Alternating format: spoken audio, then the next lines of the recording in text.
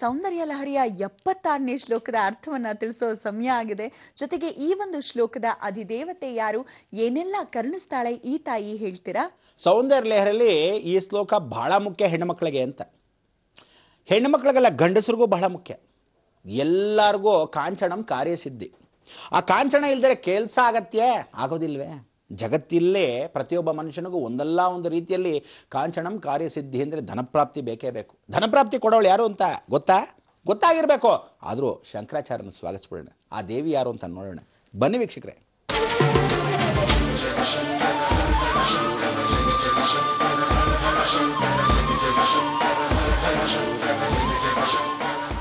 ಇವತ್ತಿನ ದಿವಸ ಆದಿಶಂಕರಾಚಾರ್ಯರ ಮುಖಾಂತರವಾಗಿ ಆದಿಶಂಕರಾಚಾರ್ಯರ ಧನಪ್ರಾಪ್ತಿಗೋಸ್ಕರ ಇಡೀ ಜಗತ್ತಿನಲ್ಲಿ ಸೌಂದರ್ಯ ಲಹರಿಯ ಈ ದೇವಿಯನ್ನ ಯಾರೋ ಒಬ್ಬ ಬಡ ಹುಡುಗಿಗೆ ವಿಶೇಷವಾಗಿ ಅವತರಣ ನೀಡಿರತಕ್ಕಂಥವಳಿಗೆ ಕನಕಧಾರವನ್ನೇ ಹೊಯ್ಸಿದ್ಲು.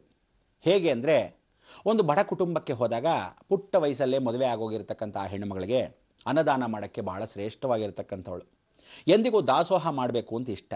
ಪುಟ್ಟ ಮಗನ ಜೊತೆಗೆ ಅವಳ ಜೀವನವನ್ನು, ವೈದವ್ಯ ಜೀವನವನ್ನು ನಡೆಸ್ಕೊಂಡು ಹೋಗ್ತಾಳೆ. ಇಡೀ ಭಿಕ್ಷಾಂದೇಹಿಚ ಪಾರ್ವತಿಯಿಂದ ಇಡೀ ಜೀವನದಲ್ಲಿ ಭಿಕ್ಷೆಯನ್ನು ಬೆಡ್ಕೊಂಡು ಬಂದಿರತಕ್ಕಂಥ ಶಂಕರಾಚಾರ್ಯರು ಆ ಕಡೆ ಬಂದಾಗ ಆ ಭಿಕ್ಷೆಯ ಪಾತ್ರೆಯನ್ನು ಹೀಗೆ ನೀಡಿ ಅಂತ ಕೇಳಿದಾಗ, ಏನೂ ಇಲ್ದಿದ್ದ ಸಮಯದಲ್ಲಿ ಏನಪ್ಪ ಮಾಡೋದು ಅಂದಾಗ ಮನೇಲಿ ಏನೂ ಇರಲಿಲ್ಲ. ಸೌಮ್ಯವಾಗಿ ಹಾಗೆ ತಲೆಬಾಗಿ ನಿಂತಿರ್ತಾಳೆ.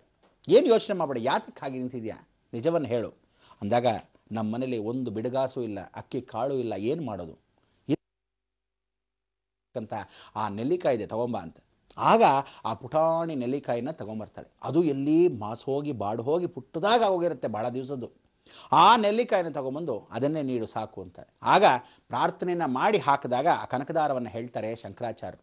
ಹೇಳಿದಾಕ್ಷಣಕ್ಕೆ ಬಂದವಳು ಯಾರೋ, ಕಾಂಚನಂ ಕಾರ್ಯಸಿದ್ಧಿಯನ್ನು ಕೊಡೋ ಲಕ್ಷ್ಮೀ ದೇವಿ. ಸ್ವತಃ ಸೌಂದರ್ಯ ಲಹರಿಯ ಈ ದೇವಿ 76ನೇ ಶ್ಲೋಕದ ದೇವಿ ಅಧಿದೇವತೆ ಆಗಿರತಕ್ಕಂಥವಳು. ಶ್ರೀಮನ್ನಾರಾಯಣ ವಿಷ್ಣು ವಾಸುದೇವೋ ಅಭಿರಕ್ಷತೋ, ಸಾಕ್ಷಾತ್ ಶ್ರೀಮನ್ನಾರಾಯಣ ಪತ್ನಿ ಅಂಥ ಮಹಾಲಕ್ಷ್ಮಿ ಆ ದೇವಿ. ಸುಪೂಜಿತೆ ಸುಪೂಜಿತೆ. ಅದಕ್ಕೆ ಅಸಾಧ್ಯ ಸಾಧಕ ಸ್ವಾಮಿನಂತ ಆಂಜನೇಯನ ಹೇಗೆ ನೆನೆಸ್ಕೊಂತೀವಿ, ಸಮಾನ ಸಾಮದೇವಿ ಸಾ ಸಮಸ್ತೆ ಸುರಸೇವಿತ ಸರ್ವ ಸಂಪತ್ತಿ ಜನನಿ ಸದ್ಗುಣ ಸಕಲೇಷ್ಠದ. ಎಲ್ಲ ಇಷ್ಟಗಳನ್ನು ಪೂರೈಸ್ತಕ್ಕಂಥವಳು ಆ ಲಕ್ಷ್ಮೀ ನಿತ್ಯ. ಆ ಲಕ್ಷ್ಮೀ ದೇವಿ ಸಂಪತ್ತನ್ನು ಕೊಡ್ತಕ್ಕಂಥ ಈ ದೇವಿ ಕನಕದಾರದ ಮುಖಾಂತರವಾಗಿ ಉದ್ಭವ ಆಗ್ತಾಳೆ ಸೌಂದರ್ಯ ಲಹರಿಲಿ. ಎಂಥ ಆನಂದ ಅಂತೀರ. ಆ ಶ್ಲೋಕವನ್ನು ಕೇಳಿದಾಗ ಪ್ರತಿನಿತ್ಯ ಈ ಶ್ಲೋಕದಲ್ಲಿ ಪಾಲನೆ ಮಾಡ್ಕೋಬೇಕಾದ್ರೆ ನೀವಿಷ್ಟೇ, ಅಕ್ಕಿ ಕಾಳನ್ನು ಕೈಯಲ್ಲಿ ಹಿಡ್ಕೋಬೇಕು, ಒಂದು ಬಟ್ಲಡಿಕೆ ಅಕ್ಕಿ ಕಾಳೊಳಗೆ ಮುಚ್ಚಿಟ್ಕೋಬೇಕು, ಪ್ರಾರ್ಥನೆನ ಮಾಡಿ ಇದನ್ನು ಕ್ಯಾಶ್ ಬಾಕ್ಸಲ್ಲಿ ಹೀಗೆ ಹಾಕಬೇಕು. ಯಾವುದಾದ್ರೂ ಒಂದು ಶುಕ್ರವಾರ, ಯಾವುದಾದ್ರೂ ಒಂದು ಮಂಗಳವಾರ, ಯಾವುದಾದ್ರೂ ಒಂದು ಭಾನುವಾರ ದಿವಸ.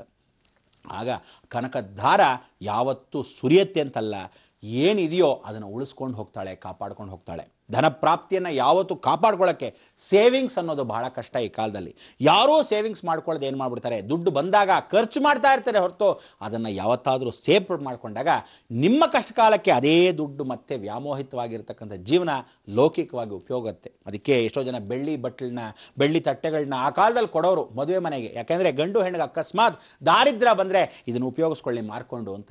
ಇವತ್ತಿನ ದಿವಸ ಮಾರ್ಕೊಳ್ಳೋರೇ ಹೆಚ್ಚಾಗ್ಬಿಟ್ಟಿದ್ದಾರೆ ಹೊರತು ಅಯ್ಯೋ ಮಾರ್ಕೊಳ್ಳೋಕ್ಕೋಸ್ಕರ ಅವ್ರು ಕೊಡ್ತಾ ಇದ್ದಾರೆ ಅಂತ ನೋ ಗಿಫ್ಟ್ ಪ್ಲೀಸ್ ಅಂತಾರೆ. ಗಿಫ್ಟ್ ಬೇಡ ಅಂತಾರೆ, ಇಂಡೈರೆಕ್ಟ್ ಆಗಿ ಕೊಡುವು ಜಾಸ್ತಿ ಅಂತ. ಖಂಡಿತ ಯಾವತ್ತೂ ಅದನ್ನು ಎತ್ತು ತೋರಿಸಿದಾಗ ಗೊತ್ತಾಗತ್ತೆ. ಆದವನು ಕೊಡ್ತಾನೆ, ಆಗದಿದ್ದವನು ಕೊಡಕ್ಕೆ ಸಾಧ್ಯವಿಲ್ಲ. ಹಾಗೆ ಜೀವನದಲ್ಲಿ ಪ್ರತಿಯೊಬ್ಬನಿಗೂ ಧನಪ್ರಾಪ್ತಿ ಇಲ್ಲದೆ ಇದ್ರೆ ಎಲ್ಲವೂ ಕಷ್ಟ ಆಗಿದೆ. ಇವತ್ತು ಒಂದು ಹೊತ್ತು ಊಟಕ್ಕೆ ದುಡ್ಡು ಬೇಕು, ಒಂದು ಹೊತ್ತು ಮದುವೆಗೆ ಯಾವ ಕಾಲಕ್ಕೂ ಯಾರಿಗಾದ್ರೂ ಊಟ ಹಾಕಬೇಕಾದ್ರೆ ದುಡ್ಡು ಬೇಕು. ಪ್ರತಿಯೊಬ್ಬರಿಗೂ ಧನಪ್ರಾಪ್ತಿ ಇಲ್ಲದೆ ಒಂದು ಸ್ಕೂಲ್ಗೆ ಮಗು ಕಳಿಸ್ಬೇಕಾದ್ರೆ ದುಡ್ಡು ಬೇಕು.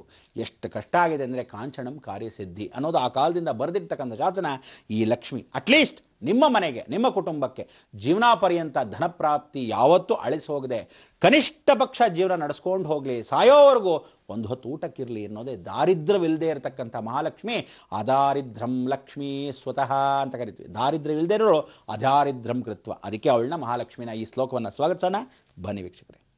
ಯದೇ ತತ್ಕಾಲಿಂದಿ ತನುತರ ತರಂಗಾಕೃತಿ ಶಿವೇ ಕೃಷೇ ಮಧ್ಯೆ ಕಿಂಚಿತ್ ಜನನಿ ತವ ಯದ್ಭಾತಿ ಸುಧಿಯಾ ವಿಮದ್ದಾತನ್ಯೋನ್ಯಂ ಕುಚಕಲಶಯೋಃ ಅಂತರಗತಂ ತನುಭೂತಂ ವ್ಯೋಮ ಪ್ರವಿಶದಿವ ನಾಭಿಂ ಕುಹರಿಣೀ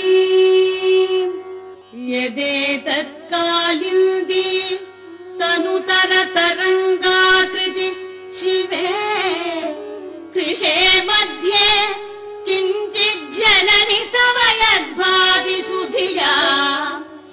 मद्दातन्योन्यम् कुचकलशयोः अन्तरगतम् तनुभूतम् व्योम प्रविशति वनाभिम् कुहरिणी. ಇವತ್ತಿನ ದಿವಸ ಎಷ್ಟೋ ಹೆಣ್ಮಕ್ಳು ನಾವು ನೀವು ಅಂತರಂಗ ತರಣಿ ಅಂತ ಕರಿತೀವಿ.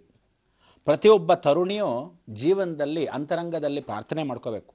ಜೀವನದಲ್ಲಿ ಇವತ್ತು ದುಡ್ಡಿದೆ ಅಂತ ಸಂತೋಷದಿಂದ ಮೆರೆದು ಬಿಡೋದು, ಆ ವಿಶೇಷವಾಗಿರ್ತಕ್ಕಂಥ ದೌರ್ಜನ್ಯನ ಮಾಡೋದು ಅಥವಾ ಯಾವ ಕಾಲಕ್ಕೂ ಹಗರಣಗಳನ್ನು ಮಾಡೋದು ಇವತ್ತು ಅಶಾಶ್ವತವಾಗಿರ್ತಕ್ಕಂಥ ಜೀವನದಲ್ಲಿ ಶಾಶ್ವತ ಲಕ್ಷ್ಮಿ ನೆಲೆಸಬೇಕು ಅಂದರೆ ಬಹಳ ಕಷ್ಟವಾಗತ್ತೆ. ಅದಕ್ಕೆ ಇಂಥ ಒಂದು ಜೀವನ ಒಂದು ಸಲ ಬಂದ ಲಕ್ಷ್ಮಿನ ಯಾವ ಕಾಲಕ್ಕೂ ಬಿಟ್ಟರೆ ಅಗೌರವವಾಗಿರ್ತಕ್ಕಂಥ ವಿಚಾರ. ಯಾವತ್ತೂ ಅಗೌರವವನ್ನು ಸೋಚಿಸಬಾರ್ದು ಅನ್ನೋದು ಇವಳ ನಾಭಿ ಕ್ರಿಯಂಕೃತ್ವ. ಆ ನಾಭಿ ಎಲ್ಲರೂ ನೋಡ್ಬೋದು, ಹೊಕ್ಕಳು ಗುಂಡಾಗಿರ್ತಕ್ಕಂಥದ್ದು. ಇವಳದು ಮಾತ್ರ ಯಾವತ್ತೂ ಒಂದು ಪಟ್ಟಿ ಆಕಾರದಲ್ಲಿರುತ್ತೆ. ಅಲ್ಲಿಂದನೇ ಲಕ್ಷ್ಮೀ ಹೊಕ್ಕಳನ್ನು ನೋಡಿನೇ ಆ ಕಾಲದಲ್ಲಿ ಶ್ಲೋಕ ಬರೆದ ಹಾಗೆ ಇವತ್ತು ಉಂಡಿ ನಾವು ಹೇಗಾಗ್ತೀವಿ, ಪಟ್ಟಿ ಆಕಾರದಲ್ಲಿರುತ್ತೆ.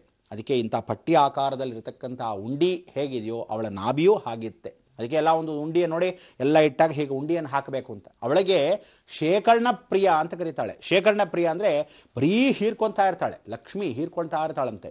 ಅದಕ್ಕೆ ನೀವು ಹೀರ್ಕೊಳ್ಳೋಂಥವ್ರಾಗಬೇಕು ಈ ಲಕ್ಷ್ಮಿಯನ್ನು ಹೀರ್ಕೊಂಡಾಗ ಧನಪ್ರಾಪ್ತಿ ಮಾಡಿದಾಗ ಅದೇ ರೀತಿ ಸದ್ವಿನಿಯೋಗದ ಜೊತೆಗೆ ಶೇಖರಣೆನೂ ಮಾಡಬೇಕು. ಶೇಖರಣೆ ಮಾಡದೇ ಇದ್ರೆ, ಸದ್ವಿನಿಯೋಗ ಮಾತ್ರ ಮಾಡ್ತಾ ಇದ್ರೆ ತಾನ್ ತಿರ್ಪೆ ದಾನ ಧರ್ಮ ಆಗೋಗುತ್ತೆ. ಕೊನೆಗೆ ಏನು ಮಾಡ್ತಾನೆ ಸತ್ಯಹರಿಶ್ಚಂದ್ರ, ಎಲ್ಲ ಕೊಟ್ಟು ಬೀದಿಗೆ ಬಂದ್ಬಿಡ್ತಾನೆ.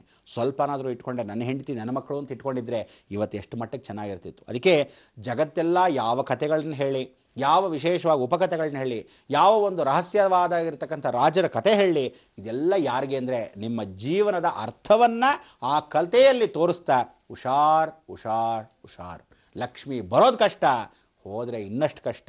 ಬಂದಾಗ ಹಿಡ್ಕೋಬೇಕು, ಹೋಗಕ್ಕೆ ಬಿಡದೇ ಇದ್ದ ಹಾಗೆ ನೀವು ಕಾಪಾಡ್ಕೋಬೇಕು. ಅದಕ್ಕೆ ಯದ್ಭಾವಂ ತದ್ಭವತಿ ಅಂತ ಕುಟುಂಬ ಜೀವನದ ಪರಂಪರೆಯಿಂದ ಬಂದಿರತಕ್ಕಂಥ ಧನಪ್ರಾಪ್ತಿನ ಉಳಿಸ್ಕೊಳ್ಳೋದು ಎಷ್ಟು ಮಟ್ಟಿಗೆ. ಇವತ್ತು ರಾಜಮನೆತೆಗಳ ಏನಾಗೋಯ್ತೋ ಬೀದಿಗೆ ಬಂದ್ಬಿಡ್ತು. ಇನ್ನೊಬ್ಬ ತಿಂತಾ ಇರ್ತಾರೆ. ಅದೇ ನೀವು ಸದ್ವಿನಿಯೋಗದ ಜೊತೆಗೆ ಧರ್ಮಕಾರ್ಯದ ಜೊತೆಗೆ ಸೇವಿಂಗ್ಸ್ ಅಂತ ಉಳಿಸ್ಕೊಳ್ಳತಕ್ಕಂಥದ್ದು ಮಾಡಿದರೆ ಯಾರ ಹೆಸರಲ್ಲೋದು, ನಿಮ್ಮ ಕುಟುಂಬದ ಹೆಸರಲ್ಲೋದು ಮಾಡ್ಕೊಳ್ಳದೇ ಇದ್ರೆ ಬಹಳ ಕಷ್ಟವಾಗುತ್ತೆ. ಅದಕ್ಕೆ ಜೀವನದಲ್ಲಿ ಇನ್ನು ಮೇಲಾದರೂ ಮಿತವಾಗಿ ಬಳಸಿ. ಯಾಕೆಂದರೆ ನಿನ್ನೆಯಿಂದಾನೇ ಬುಧ ವಕ್ರ ಪ್ರಾರಂಭ ಆಗೋಗಿದ್ದಾನೆ. ವಕ್ರ ಪ್ರಾರಂಭ ಅಂದರೆ ಏನು, ಆ್ಯಂಟಿ ಕ್ಲಾಕ್ ವೈಸಲ್ಲಿ ಹೋಗ್ತಾ ಇದ್ದಾನೆ. ದುಡ್ಡಿಗೆ ಇನ್ನಷ್ಟು ಕಷ್ಟ ಆಗೋಗುತ್ತೆ ಇನ್ಮೇಲೆ. ಅದಕ್ಕೆ ಆ ದುಡ್ಡಿಗೆ ಕಷ್ಟ ಆಗಕ್ಕೆ ನೀವೆಲ್ಲ ಏನು ಮಾಡಬೇಕು, ಸೇವಿಂಗ್ಸ್ ಸೇವಿಂಗ್ಸ್ ಸೇವಿಂಗ್ಸ್.